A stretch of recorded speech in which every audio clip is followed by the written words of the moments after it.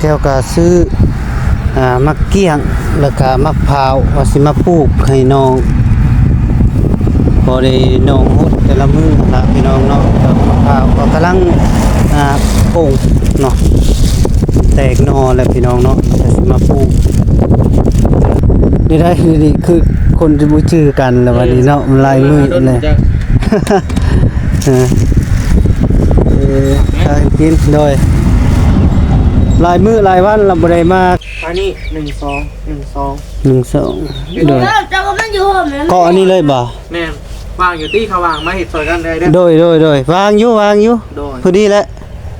เราก็มันอยู่ห่มนะมั้ยไม่ได้มันจะเข้ากันอยู่ดินมาทมอีกแล้วก็เอาบล็อกเลียนเอาก็ได้โดยมี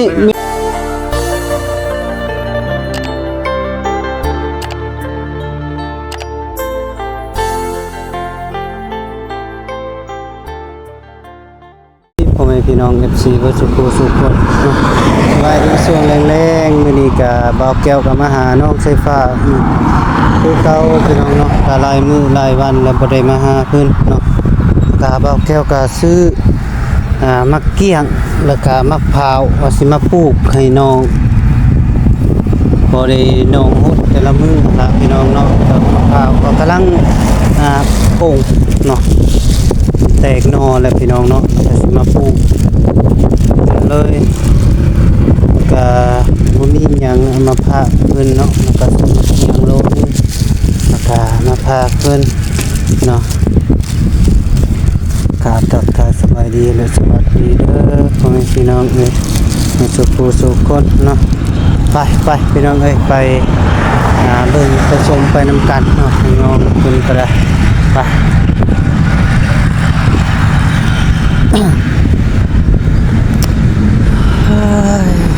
เนาะ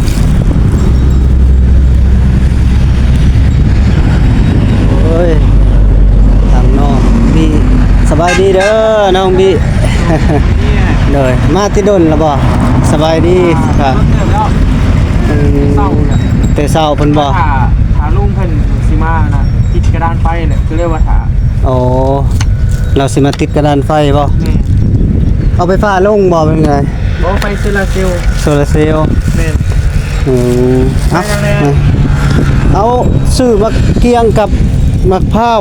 จะมาปลูกโดยแม่นแล้วนะแล้วล่ะบ่เอามาครับเอานี่คือคนที่บ่ชื่อกันแล้ววันนี้เนาะลายมือเลยกินโดยลายมือลายวันเราบ่ได้มาก็ได้ก็ค่าเวียกเลยก็พุ่นแหละนะก็บ่ได้มาตลอดเฝ้าเอามาปลูกเนาะโดยกดน้ำด้วยเสื้อผ้าเด้อมันแตกนอแล้วก็เลยเอามาเลยขัดได้ปลูกเพื่อนจะอยู่ในสายก็อยู่เฮือนมันแหละบ่ได้ซื้อแหละอยู่เฮือนมันมี 2-3 ต้นพุ่นมันล้นแล้วก็อ้ายก็เลยปะนะมันแตกนอแล้วก็เพราะว่าอ้ายไปปลูกอยู่ดินอ้ายก็หลายต้นเติบกันเลยมาแบ่งอีกขัดได้นี่กินข้าวกินน้ำนำบ่กินหน่อยสิปลูกอยู่ใส่พุ่นบอนจะปลูกต้นมะม่วงบ่จ๊ะใส่แล้วนั่นแหละได้บ่เสื้อผ้าลองไปเลาะเบิ่งถ้าอ้ายเพิ่นไปเบิ่งด้วยนะเสื้อผ้ามันตายแล้วบ่ไปลองเบิ่งเลยไปเบิ่งมีเนาะเด้อแล้วสิใส่ตัวใหญ่ๆได้บ่ใส่ใหญ่นี่ก็ได้เนาะลองเลาะเบิ่งมันโอเคบ่งัวบ่กินเองเฮ็ดประตูเว้าแหละคือสิบ่กินดอกบ่กินดอกปลูกข้าวงัวมันบ่กินบ่คือมะม่วงจักแล้วมันใหญ่ขึ้นมาแล้วก็มันสิแม่นมันมีใบมันจะกินนะกินเฮาก็เฮ็ดหัวรู้แล้วเฮ็ดหัวออมก็บ่เป็นหยังตัวน่ะโอเคแล้วหัวขอตัวที่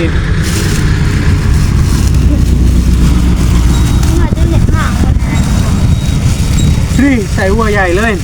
ลองซิมึงดูลองวิมันหวานอยู่บ่อยู่ในตลาดนี่บ่แม่นแหละอยู่ตลาดเฮือนเอื้อยโอ้เอื้อยขายมะเกียงบ่แม่นแหละเอื้อยฮักนี่แหละจืออยู่เฮือนแล้วได้ ได้เวียกงานเจ้าต่อไปเดี๋ยวเบิ้ลหรือเปล่า ยังนั่นแหละ ยังเวียกอยู่ไซส์มัน บ้านน้องบุญทวีพุ่นละบ่แม่นน้องหยัง อุ้ย น้องบุญมาแม่นน้องบุญทวี ยังไม่ได้เปลี่ยนบ่อย กะเปลี่ยนอยู่ยังบ่แล้ว ใช้เห็ดนะ เราเองนั่นแหละ โอ้เก่งเนี่ยเห็ดเองเลยบ่ แม่นกับลูกชายแล้วแหละพอเท่าอันนั้นน่ะพอตู่ เราก็เป็นสางเนาะ แม่นเราก็เป็นสาวแล้วก็ยังคันเรือจะหาละยังสิไปแอมอยู่บ้านน้องบุญมีเถียงน้องบุญมีอีกอะนะสอง ได้ลูก ประเภทนี่ เรามาแบบเนาะ แม่นล่ะ โอเคเดือนน้องบุญมาไม่แม่งดีอยู่พอจะพาไป แม่นไม่ยังดีอยู่แต่ว่าเขาบ่ได้ดีได้คือมันกะพวกแม่นแหละพวกกัดพวกเลี่ยมจนเบิดแล้วก็ใส่ไหมคือเบิ่งหนึงอะนะไหมอันจักคือจักขางอายก็บ่ได้ฮู้นะบ่เป็นสาง งงอยู่ เออ จะคือว่าโอเคแล้ว เลย บ้านน้องอึ่งน้องตั้นไม่ได้ขึ้น ก็ยังบ่ฮู้เด้คือเจ้าไปแล้วเจ้าได้ยินข่าวอยู่บ่อ้ายก็บ่สู้ไป 16บ่ 16 ก็บ่ได้สู้เข้าไปแถวนั้นว่า แฮม นี่มันก็ไกลเด้อ แฮมหนึ่งคำ ไป โดยแฮมหนึ่งคำมาถึงวันที่17เด้อ แม่นบ่ แม่น ประมาณแหละ 17 17นี่แหละ โดย มามึงว่าสิไปอยู่แต่ว่าพอดีนัดกับลุงสายฟ้าแล้วให้เรามาติดเนี่ยกระดานไฟไฟฟ้า โดยเป็นไอ้พื้นไผ่หรือพื้นตัดแล้วบ่ เลย ตัดเรียบร้อยเนาะเป็นทางการเลยเนาะไฟโซลาร์เซลล์ก็โอเคอยู่มันเป็นแผ่นใหญ่ มันเกี่ยวกับหวานนะวะ ฮะ ร้านอ่ะ หวาน หวานบ่ไปเข้าไปเบิ่งอยู่ใน พาเราไปเบิ่งด้วยนะมีอย่างเนี้ย พาไปเบิ่งก่อน ไปดีไป โดยเออเสร็จเลย มันอยากกินบ่อ้าวมันคือฮู้เถอะเว้ยอย่าเตะเขาได้ไปโอ้มีมังโมอีกจากสะอ่างอยู่บ่เนาะ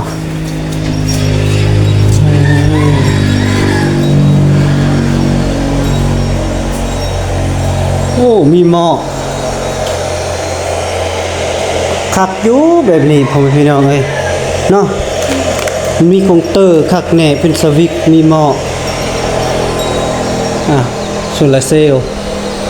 แผ่นใหญ่บ่รวมซื้อเท่าไหร่นี่น้องชาย ชุดนี้ว่า โดยสุดหนึ่งเป็นสุดเลย เพิ่นว่าออกมา2ล้านเด็ดแต่ว่าเฮารู้จักกับเราเลยต่อได้ โอ้ ล้าน1,800,000ล้าน1,850,000ต่อไป โดยก็ยังว่าดีเนาะมีคนรู้จัก เต็ม โอเค เลย ครับเปิดพัดลมยังได้เบิด โดยได้เบิดบ่ ได้เบิด ได้ไอ้พี่ขอลายมันจะ แต่บุญนั่นเลย มันต้อง เอ้ยเดี๋ยวนี้ ว่า สากตัวซับเป็นหยังก็ได้เนาะ โอเค ลมได้เนี่ย โดยโอเคอยู่กันแบบนี้นะ ไม่ต้องขึ้นไปบ้านอะไร แต่มันจะบ่แห้งไหม โอ้แห้งว่ะ โอ้ มันก็ต่ำนี่แหละ โดย มันสีได้มันสีบ่ใส่ได้ บ่แม่นไฟโซลาร์เซลล์นี่บ่ตัวใส่ใดก็ได้นะแม่นบ่ นี่คือการ มีบ่ ต่ำมันแห้ง มันเป็นคนละรุ่นบ่ เนี่ยได้ดิ รุ่นหนึงมันใหญ่บ่ใช่แบบใดตัวมันน่ะ ต่ำมันแห้งเลย รอดมาเพราะว่า โอ้ ได้เองแห้งอะไรเนี่ย โดย แต่ต้นนี้กันมีกัน ต้องรอว่ามันจะแห้งแล้วคือ ราคามันก็โอ้เอาเรื่อง เย่แล้วเนาะ รับหมื่นหมดละ หลักหมื่น เนี่ย ก็พอซื้ออยู่หลักหมื่นก็ได้คันมันน่ะก็คันมันทน เขารับประกันหรือติ ฮะ เขารับประกันบ่ ขับประกันปีหนึ่ง ปีหนึงบ่นี่ก็ได้ อันนี้ฮะอันนี้เดือนนึงอันนี้ เดือนหนึ่ง ตัวใดครับปีหนึ่งพอมันแพงเลยอันนี้ราคามันก็บริพันธ์นะฮะ โอ้โดย โอเคแล้วสินี่ ได้แล้วสามีก็ สักไฟแล้วล่ะ มันแห้งอยู่เนาะ แห้ง เก็บแสงเหมือนธรรมดาเด้มันเก็บ หกโอ้ขับอยู่ เต็มแล้วแต่ถ้าตัวอะไรเนี่ยมันเต็มเลย คันมันเต็มแล้วมันจะตัดเองบ่ ตัดเองเต็มแล้วมันจะตัดเองเลย เลย ได้จากน้ำใส่ผ้าแล้วมันได้ใส่น้ำมันอยู่ได้ นี่พี่ โดย ถ้าแม่เบิดเกิดพอได้ยุแต่ก่อนเลยแม่ทำวิ่งไม้เลยกูแล้วห่านเพื่อกูแล้ว โดยขอบใจ พี่ไอ้พี่นี่ ขักลาย ว่าจะสาธิตเขาบอกว่าจะสาธิตจะเอามาก ระเป๋าเจ้าบ่ แม่ ซื้อไหม เก็บไว้ดีๆเหรอไว้เก็บไว้ดี งาม ๆมังมุนแล้วเข้าตู้เย็นไว้เลยล่ะกินไว้เลยไว้ อุ้ยโดนยิน เอาเข้าตู้ไว้ กินแล้วกาไปยังก็เก็บแน่จะหน่อยแมงวันยังไงมันตอมเลยแล้วซื้อมาติดอยู่ใส่นี่น่ะเสากลางนี่บ่หรือว่าเสาใด ใส่นี่แล้ววันใส่นี่วันใส่นี่แหละ มันสิได้อยู่บ่ ตรงว่าถาเบิ้งถาเรามาเห็นเราใส่ประมาณนั้นนี่นะได้บทใส่ลำพัน ก็ได้คือกันคันตัวนี้ยิงเนาะ ตรงนี้มีโนซี่เหรอ แม่นแหละต้องมีแนวสีแล้วโอ้ครับโมกบใจเจ้าหลายๆน้องชายก็ได้ ดูเลย ที่มาดูแลน้องก็ได้อายกับโบเมนอยากปะน้องคนน้องอายกับมาคือกัน แต่ว่ามันก็ใช้เวลามันหลายเวียก คือน้องใส่หู้เลยอายเนี่ยไปเป๊ะๆเอางานสองงานแล้วก็ไปเลยแบบนั้นน่ะนะคือน้องใส่งานเดียวใครเน้มันมาแล้วกัน บ่ได้กรีดยางบ่เดี๋ยวนี้ ฮะมีคนเห็นเหรอ โอ้จางคนเฮ็ด นั่น คักอยู่กันอย่างซั่นก็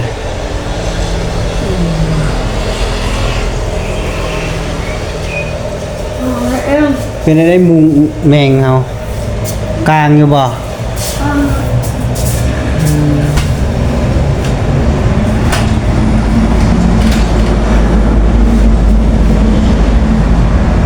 ใส่ยวงมันไว้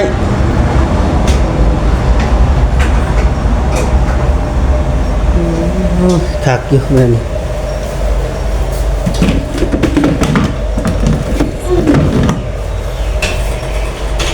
่ก็มีทั้งทำมากับ ด้วยเลยล่ะหัวค่ำ ไปพาอยู่เลย บ่ได้พาเอานัดกันวันนี้มื้อวานนี้เด้ว่าสิมาเจอกันบ่ได้ไปทางใดเลย มีเราได้ร่วมกับแม่เป็นว่าเช็ดในเนี่ยทำมาเมื่อได้เจ้าบ้าน ตัวใด มืออื่นมือฮื้อเลยนะ ตัวใด เก็บเงินไพ่ในทางนอกเบอร์นี้แหละ โอ้คานี่บ่ ซีเซานี่ โอ้ ประมาณนี้อันนี้1 2 1 2 12โดย แล้วจะก็มันอยู่ห่มแล้ว เกาะอันนี้เลยบ่ แม่วางอยู่ที่เขาวางมาเห็ดสวยกันได้เด้อ โดยวางอยู่ โดย พอดีแล้ว เราก็มันอยู่ห่มนะมั้ยไม่ เพื่อ ได้ นมันจะเข้ากันอยู่ดินมาทมอีกแล้วก็เอาบล็อกเลียนเอาก็ได้ โดยมีแต่ว่าเฮาเอาดินมาอันก่อนมาคูนก่อนเนาะ เนี่ย ยูเอามาที่พุ่นแล้วก็พึบแล้วเฮาจึงตังหั่นน่ะ โดยแค่ว่าบ่เฝ้าเมื่อกะขนาดก็ได้คุณดินไว้เลยก็ได้มัน มื้อนี้นะโดยได้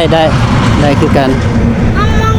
โอ้ยแม่ นี่แน่ปั๊บนี่ได้ตำหนาดินแน่มันได้ระดับนี้นะ โดย โอเคแล้วว่ายามพ้นกะน้ำมันจึงลงพุ่นเลยเด้ถ้าว่ามันบ่สูงซำนี้มันสิมาห่มนี่เนาะ โดย เพราะมันต่ำมันสูง คานี้บ่ แม่ เอาคันนี้เลยเนาะ ประมาณนี้เลยเนาะคุดนี่ โดย ครับให้มันจอดกับสายคาตัวนี้เลยจะเห็ดลงมาทางนี้เลย สิเกาะอันนี้ออกเลย เห็ด4ลักต่างหากอ่ะ โดย 1 2 3 4คือกันให้มันประมาณนี้แหละเคียงๆกันเห็ดหลังคาสไตล์เดียวกันนี่แหละ โดย พี่ไม่ซื้อเซลอยู่ห้องน้ำมันปีดมันกล้าพูด เรียงกันไปได้ โดย มันปีดมันพูด อาซาเฮาตรง เดี๋ยวขึ้นไป โดยเฮาตรงได้เทพื้นเนาะ บ่เอาว่าเทเป็นก็ดี โดยได้อยู่ดอกอายน่ะเป็นอยู่ โอเค เทพื้นน่ะได้อยู่ เสร็จแล้ว แต่ว่าเทได้ก็เฮงดีได้แต่ว่าถ้าเบิ่งตำงบก่อน โดย เขามีที่แจ้งแม่เพิ่นไปว่าเนี่ยนะ ง้อพวกแก้ว ฮะดูออก ต้องไปเองบ่น่ะ มันเดินพวกแก้วปิดเลยเนาะ ปิดเลยได้ให้ไก่ ไอ้ปิดแอร์ใส่ผ้าไว้จะว่าเพิ่น ทำเข้ามาพุ่นแหละโดยได้อยู่อันเฮาเทได้อยู่ประมาณนี้ ประมาณนี้ล่ะ เลยเฮ็ดสิเซาจึกเฮาทมก่อน เอาแบบบ่เป็นปานใดหั่นน่ะหลายคนซอยกัน เลยได้อยู่อาย เป้าอ้ำนั่นสิมาซอยหลายคนนะ เลยโอเค หลักๆกับเจ้าและเจ้าเป็นเบิ่งคือสิเป็นอยู่เนาะ โดยได้อยู่เทนี่ก็ได้ กับเฮ็ดนี่แหละฮะเฮ็ดเป็นเอาก็บ่ยากดอกเอาผ้ากระจาดอ้อมเอา โดย มีแต่จังสีกับมุ้ง โดย คือไม้สีแบนมา ได้ดอกมุ้งอิหยังนี่ก็พอได้อยู่กัน หน่อยเนาะ โดยบ่แม่นประมาทดอก เทก็บ่งามก็แต่ว่าพอได้อยู่โดยโอเคพอได้บนดังไฟดังฟืนนั่นล่ะ เพราะว่าเฮาสีอันน่ะก็ที่ทาพอสร้างกันยันเพิ่นเราเวียกเราแล้วนะก็เลยว่าตัวนี้พอเฮ็ดได้ก็เฮ็ดได้นะ โดย เพราะว่าน้องเพิ่นก็ยังบ่ทันมีเด้ โดย ไปดังอยู่น่ะก็ยันไฟไหม้นั่นแหละบ่ง่ายๆก็ โอ้อันตรายแล้วอ่ะอันนี้แค่นี้ก็มันอยากอันนั้นเด้มันลีกนี่ก็คักอยู่ โอเคแล้ว ตอนนั้น โอเคแล้วนี่เราปรับขึ้นปรับยังเลยเนาะ โดยแม่นแล้วต้องดิคูณขึ้นฮอดพี่เลยนี่เนาะบ่ฮอดบ่ ก็ได้ มีแต่ทางลมนี่ก็พอเนาะ โอเค เลย ให้มันสูงได้ระดับนี้นะนี่ให้มันได้ระดับประมาณตัวนี้ เลย ผมลงไปนี่ตอนนี้โอเคแล้วพอใส่ค่าลงมากับตกลงอีกเลยอ่ะบนนี้ เลย ได้อยู่ ได้อยู่ ใน เนาะ ตอนแรกเขาถึงพากันเกี่ยมมันนะเกี่ยมผมโดยตอนแรกเนาะสิพาน้องปลูก ทำมันนาก่อนทำมันเสาแดดก่อน เลยเสาแดด เลยไปแล้ว ประมาณนี้เลย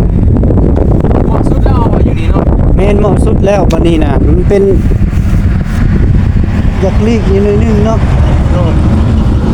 หมดสุดแล้ว แม่นมันบังเฮือนแน่โอเคอยู่ โอเคแล้ว แม่นบัดนี้ ที่เราเห็นตู้เขาด้านคือเห็นคือห้องน้ำนี่เลยเนาะ เลย อันนี้ก็เอี่ยมเห็ดสูงสำของน้ำมันจะให้ลืมบ่ต่ำก็ได้เนาะ เลย นี่นะเห็นน้ำตามันตกประมาณนี้ก็ได้เนาะ แม่นแหละ ประมาณนี้เนาะ ขานั้นแหละ ขึ้นไปเนาะหรือว่าแนวใดบ่หรือว่าเอาซ้ำกันเลยบ่ เฮาก็ทางนี้ก็คือแบบนี้แหละเฮาก็เฮ็ดลงเลย แม่นให้มันลงทางนี้ แม่น แต่ความสูงของราคานี่เอาซ้ำกันบ่จ้ะวะ แม่นแหละเอาสำคั เอา ญ ซ้ำกันเลยมันจริงงามเนาะ แม่น โอเค บ่สำคัญก็ได้ลงลุ่มนี่ก็ได้เพิ่งมันต่ำโดยแม่นแล้วแต่ว่าสังกะสีอย่าให้มันเข้าหน่อยนึงอีกนะประมาณศอกพอดีเลย อันนี้จะขุดจ้ะวะทอดปูเก่า บ่ฮอดสิ3ฟุต ทำนี่อะไร แม่น3ฟุต1 2 3ฟุต 3ฟุตบ่ แม่น เข้ากับวงกันเป็นจังไดมีแต่ขุดเอาดินอยู่ทางหน้าแหละ เลย เดี๋ยวเนี่ยทางนี้มาคูณได้ทางไหนเลยเสื้อผ้า โอ้ไปพุ่นล่ะไป เป็น นี่ งัวป่ะ แม่น นี่แหละขุดเอาดินนี่แหละยังร้ายอยู่ดินกัน โอ้ยยังลายอยู่ดินนี่เนาะ แต่ที่เฮาน่าจะเหนื่อยขุดก้อน เด้อโอ้ยพ่อแม่พี่น้องเอ้ยกะบอบบี้กะออกแผนให้เบาแก้วเนาะพี่น้องเนาะกะว่าสิเฮ็ดเฮือนครัวให้น้องใส่ผ้าเนาะให้น้องใส่ผ้ากับน้องบุญทวีเนาะข้างนี้พี่น้องเนาะแล้วก็สิเฮ็ดเป็น4เสาพี่น้องเนาะ4เสานี่กะทางน้องชายเพิ่นปรึกษาเบาแก้วว่าเทพื้นบ่หรือว่ามุงสังกะสีนี่พอได้บ่กะเบาแก้วก็ว่าพอได้อยู่บ่แม่นประมาทดอกเรื่องนี้นะพอได้อยู่แต่ว่ามันบ่งามเนาะแต่ว่าพอได้อยู่พอใช้เฮาก็เคยเฮ็ดอยู่เทพื้นมุงสังกะสีเคยเฮ็ดอยู่เนาะพี่น้องแล้วก็เฮ็ดไปหลายๆคนก็อาจจะแล้วไว้เนาะประมาณนั้นแล้วก็เฮาก็ยังสิเอาดินมาคูณขึ้นคูณปรับหน้าดินให้มันเสมอแล้วก็จึงเอาเสามาใส่พี่น้องเนาะสังกะสีนี่ก็ประมาณคันยาวๆประมาณ 6แผ่นนี่ก็โอเคแล้ว ประมาณน่ะ เดี๋ยว พี่ก็บ่ฮอดประมาณ บ่ฮอดเนาะ 4-5แผ่นนี่แหละ 4-5แผ่น มัน เอา จะจ้องเด้จะ เดี๋ยว อันนี้ เอาเพื่อ เป็นส่วนเดียวลงเลยนะ เลยส่วนเดียวเป็นสีกันนะฮะสีแผ่น ประมาณนั้ โอน เคแล้วก็อ้อมนี่ก็เฮากี่ลายสีเนาะ หากระ ถ้า จัด กระจาดแม่นสีอันก็เฮาก็ใส่เฮ็ดประตูทางเข้าแล้วก็แล้ว ครับเนี่ยคุณดินเนี่ย หน่อย คือมันการคันว่าทั้งแม่เพิ่นว่ามีงบมาอีกอ่ะจึงว่าเท โดย เพราะว่าบ่มีก็เฮาก็เอาบล็อกมาเรียนนี่นะทุก เลยเลย เดี๋ยวถ้าล้มกับแม่เพิ่นอีกก่อนบัดนึง โดยคันว่าอันนั้นก็เฮาจึง พี่เจ้า ว่า เอา กัน ขึ้นไว้ โดยโอเคแล้วที่ปรึกษาก็อ้ายก็เห็นดีนำแหละน้องชายโดย ไปอ่ะ เฮ้ยเนี่ยคักอยู่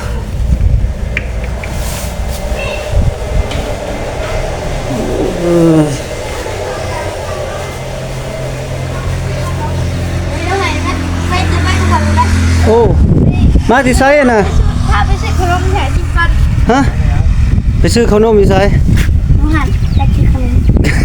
ยิงไปรถใช่ป่ะได้เอามาส่งเนี่ย อืม บ่มีรถไปบ่เจ้าร ถยังแปลงอยู่ตีรถรถถึกปาดกันป